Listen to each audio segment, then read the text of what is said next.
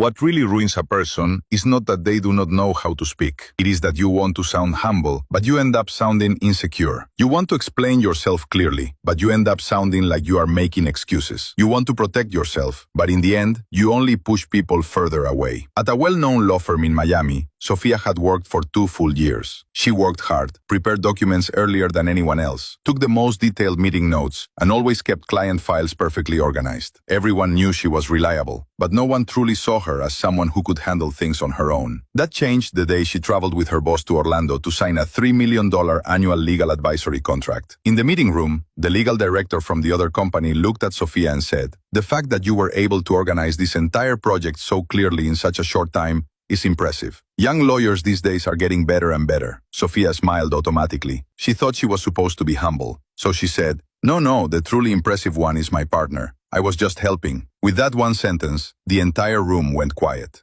The legal director's expression changed immediately. He closed the file and said, "In that case, I may need to reconsider the team we will be working with. Let's talk another day." Back at the hotel, her boss threw the file onto the table. He said, "Do you know what that sentence meant? You were not being humble. You were telling the client that you are not someone they can trust." Sofia froze. She thought she was showing respect to her boss. But to the client, it sounded like she was denying her own value and making them question the professionalism of the entire team. Her boss looked at her and said, "Your biggest problem is not that you lack ability. It is that you still do not know when a sentence should be said, how it should be said, and where the tone should land." That night, Sofia did not sleep. She kept thinking, why is it that the same sentence can make people feel comfortable when one person says it, but disappointed when another person says it? Why do some people never need to raise their voice or prove themselves, yet others trust them immediately? Later, she opened Stay Silent. That was when she understood that this book is not about teaching you to stay quiet. It teaches you to pause before you speak, to understand your emotions before choosing your tone, to think first about whether your words are building trust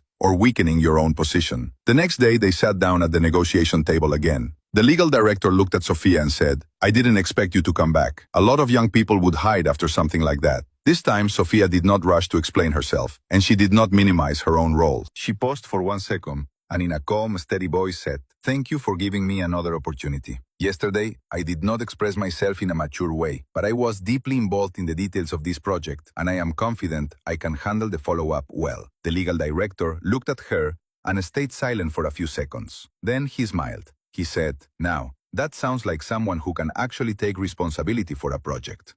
In the end, the contract was signed successfully, and because of that project, Sofia was given her first opportunity to manage clients independently. But what really changed her was not the contract. It was the fact that she finally understood this. Mature communication is not about making yourself sound impressive, and it is not about lowering yourself just to please someone else. Mature communication is knowing when to stay silent, when to speak, and when to use a gentle tone to express something firm. A lot of people do not lose because they are lazy. They lose because the moment they feel nervous, they start over-explaining. The moment they are praised, they deny themselves. The moment they feel offended, they strike back immediately. And the moment they feel hurt, they say something damaging. That is where Stay Silent is truly valuable. It is not a vague book full of empty lessons. It is a 30-day speaking and self-control training system. Each day gives you one theme, helping you train how to control impulsive reactions, how to pause before responding, how to adjust your tone, how to stay calm in conflict,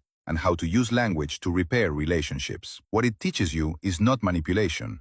It is clarity. It is not about swallowing your feelings. It is about taking back your power before you speak. Because truly powerful people are not the ones who always have something to say. They are the ones who know which sentence will destroy a relationship, which sentence can open a door, and which moment of silence is more powerful than any explanation. If you often feel that you are too direct, too rushed, and too easily led by your emotions when you speak, then you really should read Stay Silent. Do not wait until one sentence ruins one opportunity before you realize this. Knowing how to speak well is never just a talent. It is a skill that can be trained.